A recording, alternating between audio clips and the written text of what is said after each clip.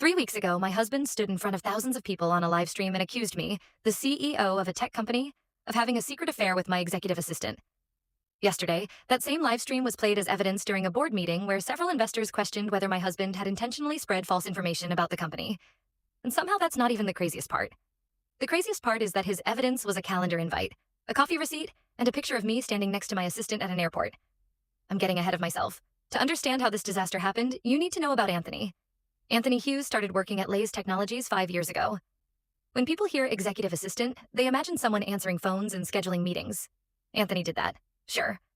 But he also managed executive calendars, coordinated travel, handled investor communications, organized product launch schedules, and somehow remembered details from meetings that happened 6 months earlier. The guy was basically a human operating system. One of our engineers once joked, if Anthony quit, the company would collapse before lunch. Everyone laughed, mostly because it was probably true, including Michael, at least at first. Back then, Michael liked Anthony. Whenever we'd host company events, Michael would chat with him. They'd joke around, talk sports, complain about Chicago traffic. Normal stuff. Nothing seemed wrong. Then our company started growing. Fast, really fast. Within 2 years, we doubled in size, then doubled again. More investors, more travel, more meetings, more pressure. And because of that, I ended up working with Anthony constantly. Not because we wanted to, because we had to. One Tuesday morning, I woke up at 5:30 a.m. after getting maybe 4 hours of sleep. An investor presentation had gone horribly the day before because a projector failed halfway through. I got dressed, grabbed my laptop bag, and left the house around 6:15.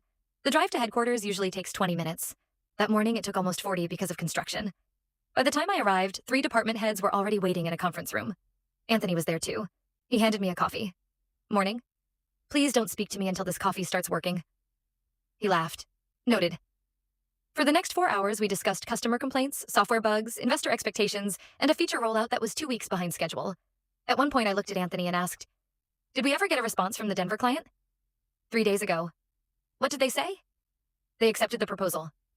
Oh. You replied to the email. Oh. The entire room laughed, because apparently I had forgotten. Again.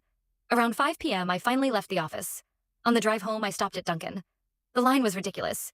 I sat there for nearly 15 minutes. Then another 10 minutes in traffic. I finally walked through my front door around 6 p.m. Michael was sitting on the couch. He looked annoyed. Not angry. Just annoyed. Long day? The longest. Anthony there? I blinked. What?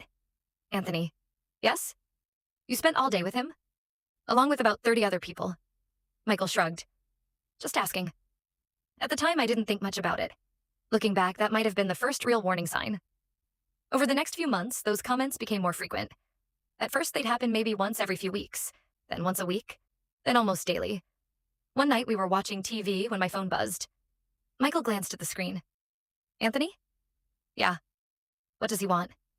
I unlocked the phone. He wants to know if I'm available for an investor call tomorrow. Michael stared at me. At 10 p.m.? I looked at the message. It was 9:07 p.m. Michael, we're launching a product next month. He shook his head. I don't know. It's weird. No, it's work. I've never texted my boss at night. Because you've never worked for a CEO during a major launch. The conversation ended there, but the comments didn't. Then came the airport incident. And honestly, I think that's where everything started falling apart. Our leadership team had flown to Seattle for a technology conference. The event lasted 3 days. On the final morning, Anthony and I happened to be walking through the airport at the same time because we were literally heading toward the same gate. A random attendee recognized me. Hey, aren't you Courtney Lays? I smiled. That's me. Can I get a picture? Sure. Anthony stepped out of frame while the photo was taken. I thought nothing of it. Apparently that photo would later become one of the central pieces of Michael's evidence. Again, I'm getting ahead of myself. The real trouble started about 6 months later. One Friday afternoon,